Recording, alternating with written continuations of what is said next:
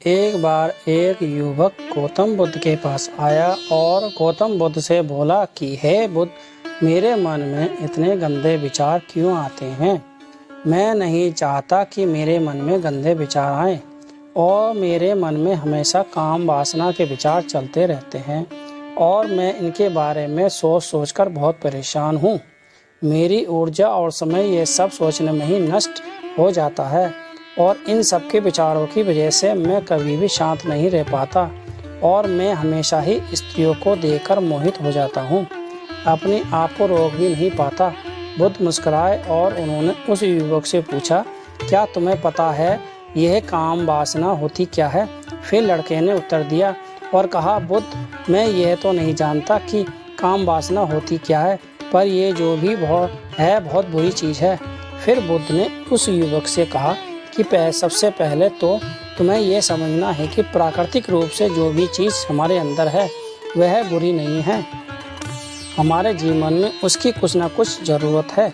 वासना कोई बुरी बात नहीं है, यह तो हमारे मन की एक भावना है जो हमें किसी न किसी चीज़ की कमी का एहसास करवाती है और फिर हम इस चीज़ को पाने के लिए उस चीज़ की तरह आकर्षित हो जाते हैं।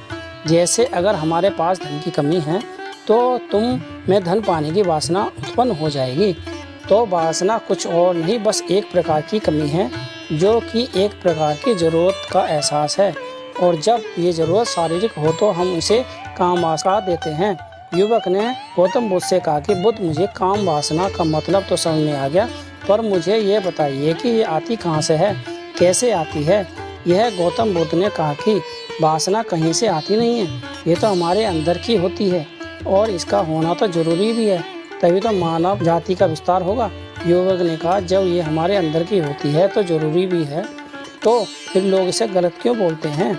बुद्ध ने कहा कि यही तो समस्या है, लोगों ने काम वासना को गलत तरीके से सोच लिया है, इसे छिपाने की दबाने की कोशिश करते हैं। काम वासना गलत नहीं है, बल्कि काम वासना का गलत तरीके से प्रयोग करना गलत बात है।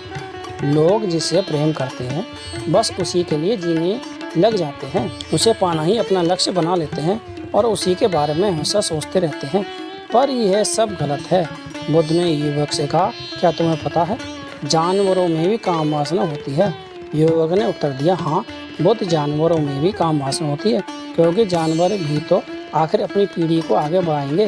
बुद्ध ने कहा, तो फिर हम जानवरों की काम वासना को गलत क्यों नहीं कहते?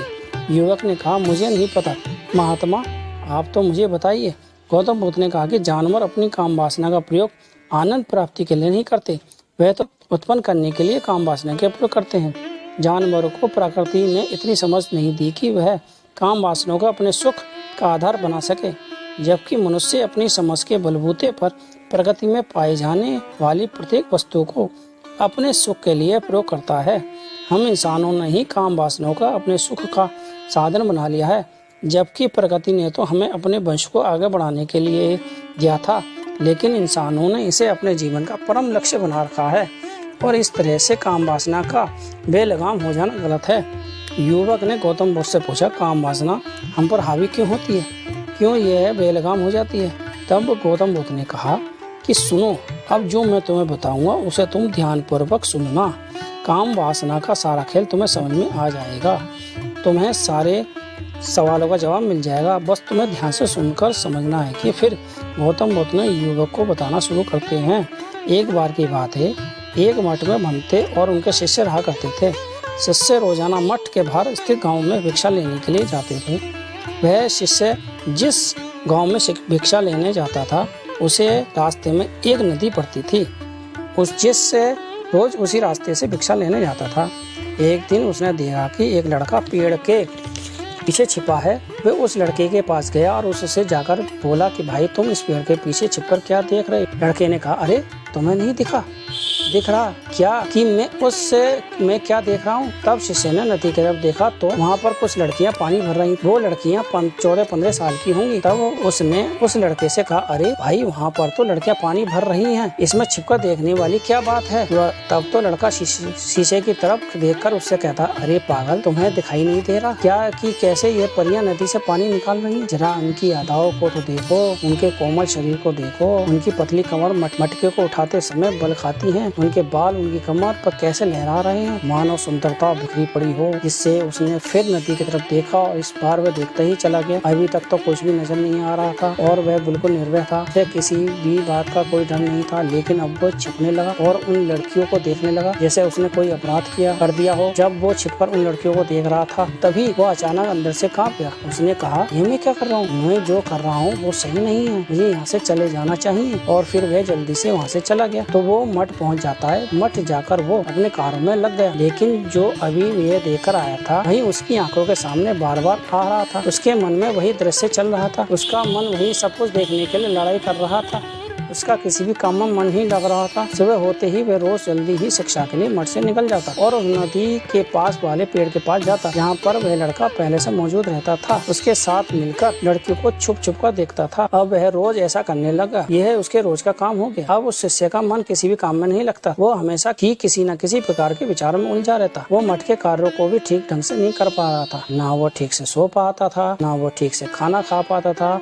उसका मन बेचैन सा रहता था। उसका मन बार बार उन लड़कियों के सौंदर्य को देखने के ललायत होता था। जब भंते शिक्षा देते तब भी उसका मन कहीं और विचार में खोया रहता था। भंते जी ने अपने शिष्य की इन हरकतों को भांप लिया था। तब एक दिन भंते जी ने शिष्य को अपने पास बुलाया और कहा कि आज से मैं तुम्हें। उसका मन बार बार उन लड़कियों के सौंदर्य को देखने के लिए ललायत होता था। तब जब भंते शिक्षा देते तब भी उसका मन कहीं और विचारों में खोया रहता था। भंते जी ने अपने शिष्य की इन हरकतों को भांप लिया था। तब एक दिन भंते जी ने शिष्य को अपने पास बुलाया और कहा कि आज से मैं भी तुम्हारे साथ भिक्षा मांगने चलूंगा। तुम और मैं साथ साथ भिक्षा मांगने चलेंगे। तभी शिष्य भंते जी को मना करते हो बोला कि भंते जी आप परेशान क्यों हो रहे हो, मैं अकेला ही ठीक से भिक्षा मांग सकता हूँ। भंते जी ने शिष्य से कहा। तब एक दिन भंते जी ने शिष्य को अपने पास बुलाया और कहा कि आज से मैं भी तुम्हारे साथ भिक्षा मांगने चलूंगा। तुम और मैं साथ साथ भिक्षा मांगने चलेंगे। तभी शिष्य भंते जी को मना करते हुए बोला कि भंते जी आप परेशान क्यों हो रहे हो, मैं अकेला ही ठीक से भिक्षा मांग सकता हूँ। भंते जी ने शिष्य से कहा कि ठीक है, तुम अकेले ही भिक्षा मांगने जाओ। शिष्य तुरंत वहाँ से भिक्षा मांगने के लिए निकल गया। शिष्य के जाने के बाद से भंते जी भी मठ से निकल गए और शिष्य का पीछा करने लगे कि वो कहाँ जाता है, किससे मिलता है। ये सब देखने के लिए उसके पीछे पीछे चलने लगे। थोड़ी दूर जाने के बाद भंते जी ने देखा कि उनका शिष्य एक लड़के के साथ एक पेड़ के पीछे अपराधी की तरह छुपा हुआ है और छिपकर कुछ देख रहा था। भंते जी भी अपने शिष्य के पीछे जाकर खड़े हो गए कि आखिर उनका शिष्य क्या देख रहा है, जिसे देखने के लिए वो पेड़ के पीछे अपराधी की तरह छिपक पड़ा है। भंते जी ने देखा कि उनका शिष्य पेड़ के पीछे छुपकर लड़कियों को देख रहा था कि नदी से पानी भर रही थी। भंते जी ने शिष्य को कहा कि तुम क्या देख रहे हो। अपने भंते जी की आवाज़ सुनकर वह शिष्य घबरा गया। उसके पसीने छूटने लगे। वह थर थर कांपने लगा, जैसे किसी चोर को चोरी करते समय रंगे हाथों पकड़ लिया हो। उसकी हालत खराब हो गई। वो कुछ भी नहीं बोल पा रहा था। दूसरा लड़का जो शिष्य के साथ खड़ा था वहाँ से भाग गया। जो घबराया हुआ था उसके मुंह से टूटे फूटे शब्द ही बाहर निकल रहे थे। वो अपने भंते जी से नजर भी नहीं मिला पा रहा था।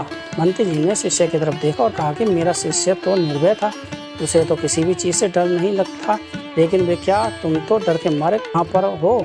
शिष्य ने भंते जी से कहा, मुझे माफ कर दो भंते जी, मेरा इसमें कोई दोष नहीं। उस लड़के ने मुझे बहका दिया था, लेकिन आपसे मैं वादा करता हूँ कि आज के बाद मैं ऐसा कभी दोबारा नहीं करूँगा।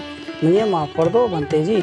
शिष्य ने कहा कि कोई बात नहीं, पर इस बात का तुम ध्यान रखना कि हम जैसी संगति करते हैं वैसा ही फल हमें प्राप्त होता है।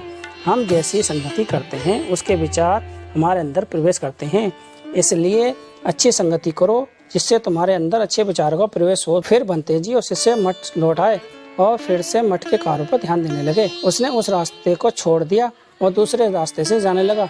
वो अपने काम को ध्यान से करता, लेकिन धीरे धीरे उसके अंदर क्रोध उत्पन्न हो गया और फिर वो दूसरे शिष्यों पर क्रोध करने लगा, बेचैन रहने लगा। अब वो सही समय पर भोजन भी नहीं करता था। वो भोजन भी बहुत कम खाता था। एक रात भंते जी शिष्य के पास आए। कितनी बार अपना वादा तोड़ दिया, यह सुनकर शिष्य भंते जी के चरणों में गिर गया और रोने लगा। रोते रोते ही उसने भंते जी से कहा कि भंते जी, मैं कई बार अपना वादा तोड़ चुका हूँ, फिर वादा कर लेता हूँ, लेकिन हर बार मैं वादा तोड़ देता हूँ। मेरा मन मेरे नियंत्रण में है ही नहीं। मैं बहुत कोशिश करता हूँ कि मैं अपने मन से सारे बुरे गंदे विचारों को निकालना चाहता हूँ, लेकिन मैं चाहकर भी ऐसा नहीं कर पा रहा हूँ। फिर बंते जी ने शिष्य को कहा कि चलो मेरे साथ। बंते शिष्य को मटके बगीचे में लेकर गए और शिष्य से कहा कि देखो यहाँ पर नाली बनी हुई है, इससे नदी का पानी इस पौधों तक आ रहा है और ये पानी एक निरंतर भाव से आ रहा है। क्या तुम इस पानी से भाव को रोक सकते हो? शिष्य ने कहा कि हाँ बंते जी, मैं इस बात से पानी को रोक सकता हूँ। फिर शिष्य ने मिट्टी उठाकर उस नाली में डाल दी। वो पानी की थोड़ी देर के लिए रुक गया और फिर थोड़ी देर बाद उस मिट्टी के ऊपर से पानी बहने लग गया। बंते जी से शिष्य ने कहा, अरे ये क्या है? ये तो पानी रुका ही नहीं। फिर से शिष्य ने कुछ कंकड़ पत्थर उठाकर उस नाली में डाल दिया और फिर थोड़ी देर के लिए पानी रुक गया, लेकिन फिर थोड़ी देर बाद ही उन कंकड़ पत्थर के ऊपर से पानी निकल आया। फिर बंते जी ने कहा कि ये है क्या हुआ? पानी तो फिर से आ गया। तुम तो बोल रहे थे कि तुम इस पानी को रोक दोगे। क्या हम किसी काम को रोकना चाहें तो क्या हम उसे रोक नहीं सकते? तब शिष्य ने कहा, कोई बात नहीं बंते जी, मैं इस पानी को तो आपको रोक कर दिखाऊंगा। फिर से एक बड़ा सा पत्थर लेकर आया और उस नाली पर डाला, पानी रुक गया। तब बंते जी ने कहा कि देखा बंते जी, मैंने कहा था ना कि पानी को मैं रोक दूंगा। मैंने पानी को रोक दिया, आपकी बात मैंने पूरी कर दी। बंते जी मुस्कुराए, बोला अच्छा जरा ध्यान से देखो, पानी रुक गया।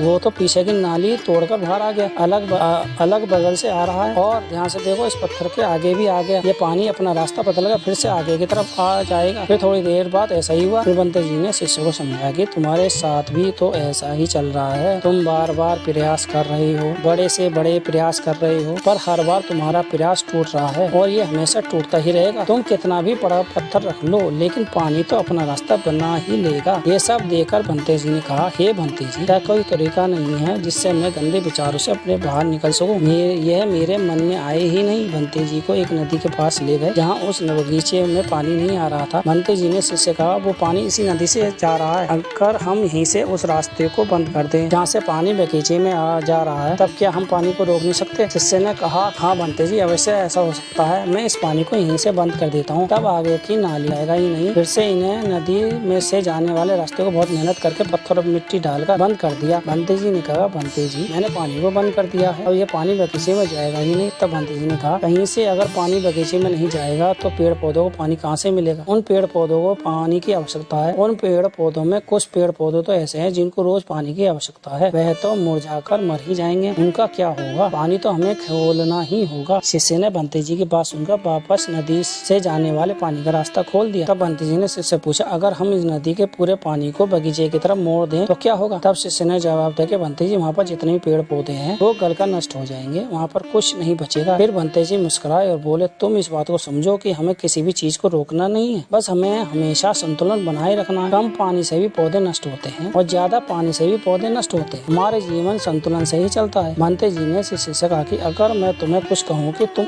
आम के बारे में मत सोचो, तो तुम्हारे मन में सबसे पहले किसका चित्र आएगा? शिष्य ने कहा कि बंते जी, मेरे मन में तो पहला चित्र आम का ही आएगा। बंते जी ने कहा, जब हम गंदे विचारों को जबरदस्ती रोकने का प्रयास करते हैं तो वह मजबूती के साथ हमारे अंदर प्रवेश करते हैं, हमारे अंदर उठते हैं, इसलिए हमें उन्हें कभी दबाने की कोशिश नहीं करनी चाहिए। बंते जी ने शिष्य को जाते हुए कहा कि हमारे गंदे विचार बुरे लोगों की संगति करने की वजह से भी आते हैं। कई बार क्या होता है कि कामुकता हमारे अंदर होती नहीं है, लेकिन कुछ असली लोगों के साथ रहने की वजह से ये हमारे अंदर हावी हो जाती है। फिर शिष्य ने कहा कि बंते जी, आप सही कह रहे हैं, मैं अपने मार्ग से भटक गया था। फिर वो शिष्य उस रात बहुत ही बेचोया सुबह अपने कार्यों को पूरे मन से किया और फिर सुबह भिक्षा लेने के लिए उस इसी रास्ते पे गया जहाँ वह लड़का आज भी पेड़ के पीछे छुपकर उन लड़कियों को देख रहा। वो शिष्य नदी पर गया जहाँ पर लड़कियाँ पानी भर रही थी। उसने उन लड़कियों से पानी मांगा। उन लड़कियों में से एक लड़की ने उसे पानी पिलाया और उस सन्यासी शिष्य के चरण छुए। शिष्य ने उसे आशीर्वाद दिया कि तुम्हारा कल्याण हो, जिससे उसका मन सकारात्मक ऊर्जा से भर गया। उसके चेहरे पर मुस्कान आ गई कि उसे कुछ खोया हो वापस मिल गया हो। वह वापस अपने रास्ते से जाने लगा, तभी पीछे से वह लड़का आ गया जो पेड़ के पीछे छुपा हुआ था। यह शिष्य के पास आया और बोला कि क्या बात है, आज तो तुमने नजदीक से दर्शन कर लिए, तुम तो मुझसे भी आगे निकले। तब शिष्य ने कहा कि हम हमेशा दूसरों के दर्शन करने में ही व्यस्त रहते हैं, अपने दर्शन कर ही नहीं पाते। तुम कब तक इस पेड़ के पीछे छिपते रहोगे? किसी को पसंद कर लो, उससे बोल दो, अगर वो भी तुम्हें पसंद करती है तो शादी कर लो। उससे पहले तुम कुछ ना कुछ बन जाओ, अपने आप को पहचान लो, ऐसे अपना अपना समय बर्बाद मत करो। फिर वह लड़का रोज उससे मिलने लगा। उस लड़के ने नदी पार जाना छोड़ दिया और फिर